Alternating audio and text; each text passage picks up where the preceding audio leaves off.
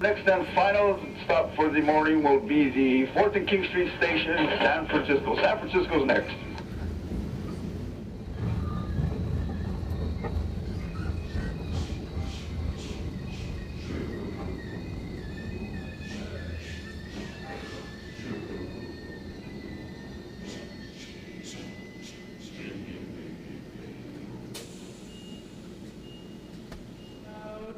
Feel these muscles down here, moving, working. Okay. All right, I want you to breathe all of your air out, okay? And make sure that these muscles are the ones that are doing that, okay? Just squeeze them until all of your air is gone. And then I just want you to release them, okay? So, breathe out. I came here to visit United States the first time in 2000 when I was trying to find school. One day I saw a big poster in Castro of one of the big shows they have at Davis. So I decided to buy the ticket and go to the show. And I was just amazed. And I told to myself, you know, someday I want to sing with them. The first time I ever thought about joining the chorus came quite by accident and also in time. This had been after a 2-year period in which I lost 5 close friends, one an intimate friend, and then lost my mother. 9 months later, my brother Michael from cancer, and then 9 months later, my sister Maria from cancer. And at that point, I had experienced a great deal of depression, and I knew I needed to do something to help get me out of that. So I put my name in for auditioning. I went home and helped my sister Maria and her family be present at her death as such. And then came back, auditioned, and was happily accepted.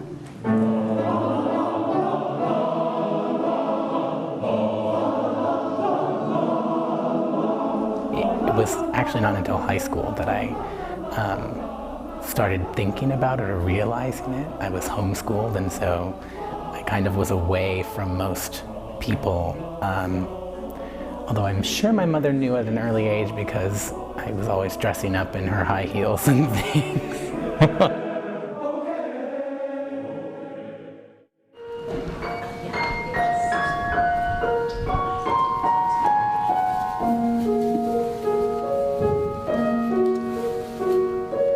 When I was growing up, born and raised strict Muslim, you know, my parents, my school, my teachers always telling, you know, what is wrong and what is sinful, including homosexuality.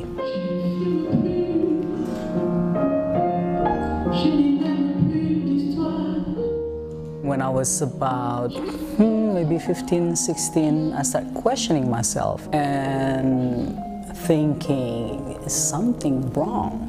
You know, maybe I'm crazy or something. My family is very, very traditional. During dinner time, and he's a military guy, during dinner time he will clean up his gun, and then jokingly, although he's saying it very serious, he will say, you know, I'd rather kill my son if I have a gay son. And he always repeat that during dinner time. And I'm kind of like think about it because, you know, I don't think that conversation for my brothers because they you know, they're not like me. I was born in 1946, so raised in the 40s and 50s and the early 60s in New York. And so you didn't come out. You basically, you know, kept it a secret.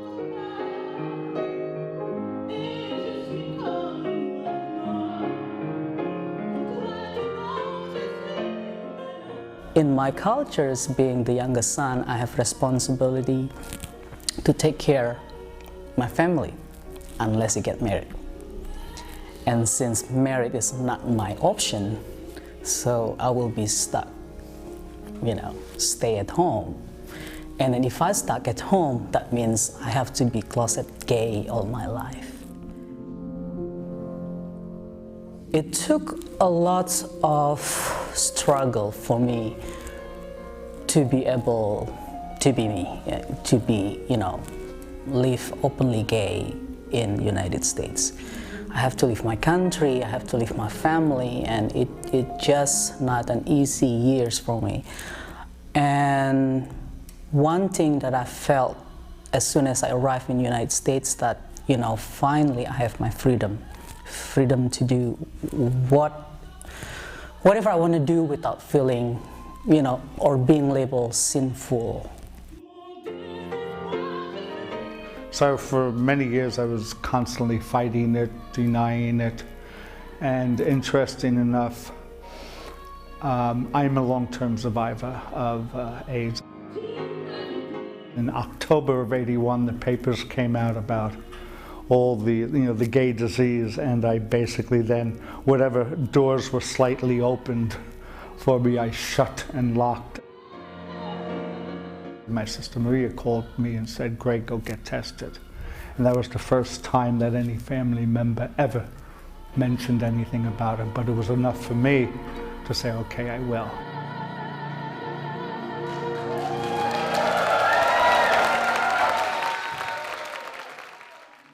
We had quite a few songs that were based on true stories, and so the mothers of two of the boys who the story was about, the songs were about, we flew them in and got a chance to talk with them, and they were just so touched and moved to be able to see that performed. After the show with this lady, she said that one of her son came out, but not to her. So she felt a little bit angry, and also felt that, she's worried if that's the right, things to do. And she asked me, how do I know that you're gay, and then if I'm happy.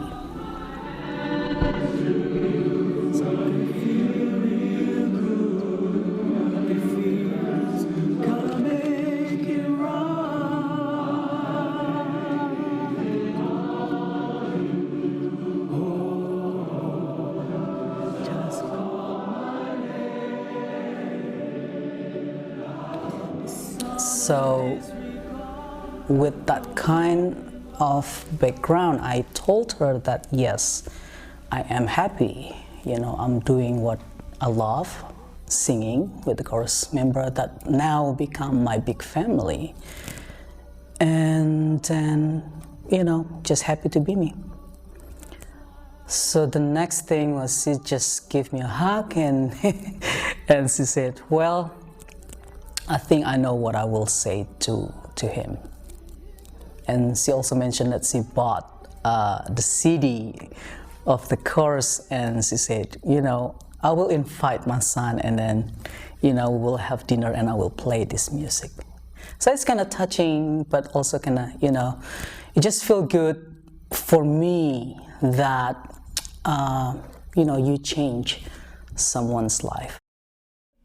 Each time before I go on stage, I bring to my presence of mind my sister, my brother, my mother, and those friends that I lost all during that 2.5-year period. It's really given me an opportunity to grow as an individual and explore who I am, and not feel pressured to act a certain way or live up to certain expectations. That for me, the box was torn down. I've made some of the best friends of my life in this chorus. Having, all these men who are so caring and willing to, congratulate you on your successes and embrace you when you have a loss, or, just go out and have a drink with and have some fun. It's really is a second family, for me at least, and I know for other people, a first family. So I think it's really hard to describe how important it is if you haven't felt that. But it's just life-changing, and I think I owe a good amount of who I am today to that experience I've had in the chorus and being able to just be myself and come out, so to speak. Kathleen always told us before the show that, tonight we will change someone's life. And that night I felt that, it's true. Something very queer about that chorus.